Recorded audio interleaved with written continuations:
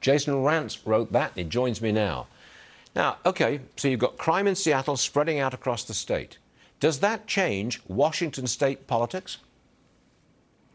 It should. It hasn't really yet, but obviously we're heading into the midterms where there is a belief that Republicans will be able to take back either the House or the Senate.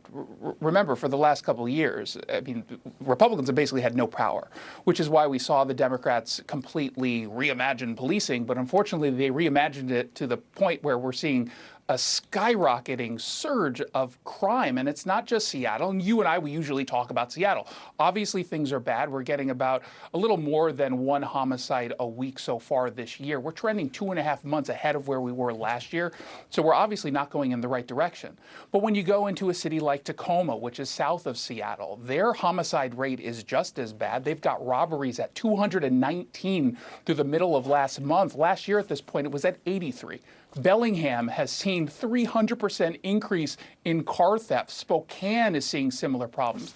And we just had 2 cops who were murdered on the job by criminal suspects. So we're clearly heading in the wrong direction. And I hope what ends up happening is the voters start to truly understand that their votes in the past, the people they put in place, there are severe consequences. Well, let's see.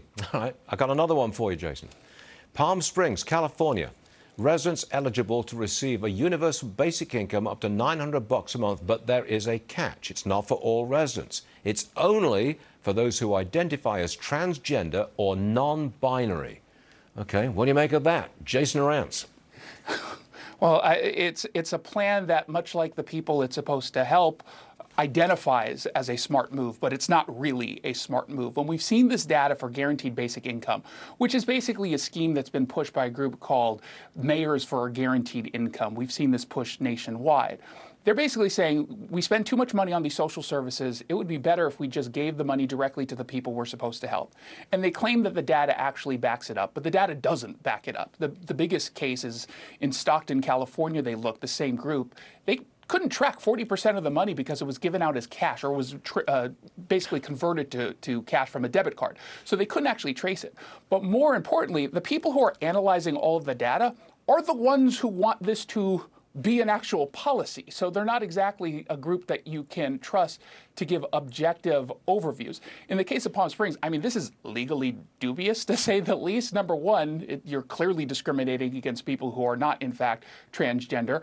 I don't know how you prove that you're non-binary, which basically means you don't have a gender. So I'd be curious to find out how they do the applications in that case. But I mean, we've seen some of these schemes across the country too. Actually, in Tacoma, they were looking to do it on the basis of race, but that was not done through government funding. In California, it would be through government funding. All right, Jason Rantz, we hear you. Thank you very much indeed, Jason. See you again soon.